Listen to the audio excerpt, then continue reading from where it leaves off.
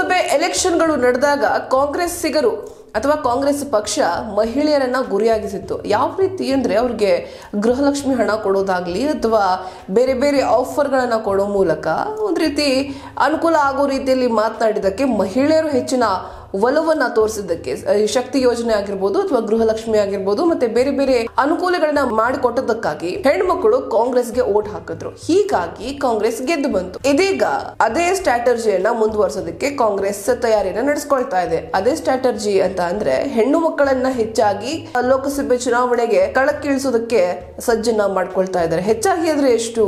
5 ರಿಂದ 6 ಸೀಟು. ಹಾಗಾದ್ರೆ ಈ 5 ರಿಂದ 6 ಸೀಟು ಯಾವ ಲೋಕಸಭಾ ಕ್ಷೇತ್ರದಲ್ಲಿ ಬರಲಿದೆ ಅಂತ, ಯಾವ ಜಿಲ್ಲೆಗಳಲ್ಲಿ ಹೆಣ್ಮಕ್ಳನ್ನ ನಿಲ್ಲಿಸಲಿದ್ದಾರೆ ಎಲೆಕ್ಷನ್ಗೆ, ಅಥವಾ ಯಾರನ್ನ ಆಯ್ಕೆ ಮಾಡಿದ್ದಾರೆ, ಈಗಾಗಲೇ ಲಿಸ್ಟ್ ಫೈನಲ್ ಆಗಿದೆಯಾ ಮಹಿಳೆಯರದು? ನೋಡೋಣ ಏನ್ ಹೇಳುತ್ತೆ ವರದಿ ಅಂತ. ರಾಜ್ಯದಲ್ಲಿ ಚುನಾವಣೆ ಗೆದ್ದ ಕಾಂಗ್ರೆಸ್ ಗ್ಯಾರಂಟಿಗಳ ಮೂಲಕ ಮಹಿಳೆಯರೇ ಆಸರೆ ಹಾಕಿದ್ರು. ಈಗ ಲೋಕಸಭಾ ಚುನಾವಣೆ ಗೆಲುವಿಗೂ ಕೂಡ ಮತ್ತೆ ಮಹಿಳಾ ಶಕ್ತಿ ಮೊರೆ ಹೋಗಲು ಮುಂದಾಗಿದೆ.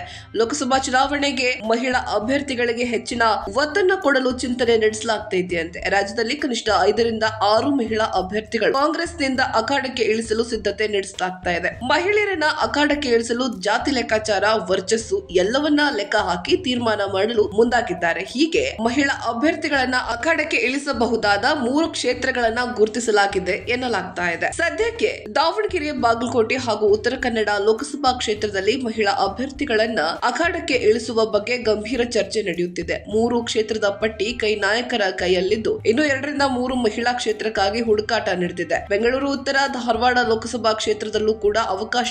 ಆದ್ರೆ ಮಹಿಳಾ ಅಭ್ಯರ್ಥಿ ಅಖಾಡಕ್ಕೆ ಇಳಿಸಬಹುದಾ ಅನ್ನೋದನ್ನ ಚರ್ಚೆ ಮಾಡಲಾಗ್ತಾ ಇದೆ ಎನ್ನಲಾಗ್ತಾ ಇದೆ. ಲೋಕಸಭೆಗೆ ಸ್ತ್ರೀ ಶಕ್ತಿ ಬಳಸಿ ಗೆಲುವಿನ ಬಾವುಟ ಹಾರಿಸಲು ಕಾಂಗ್ರೆಸ್ ಲೆಕ್ಕಾಚಾರ ಹಾಕಿದ್ದು, ಮಹಿಳಾ ಅಭ್ಯರ್ಥಿಗಳ ಸಂಖ್ಯೆ ಅರ್ಧ ಡಜನ್ಗೆ ತಲುಪಿಸಬಹುದು ಎಂಬ ಮಾತು ಕೈ ಪಾಳ್ಯದಲ್ಲಿ ಕೇಳಿ ಬರ್ತಾ ಇದೆ.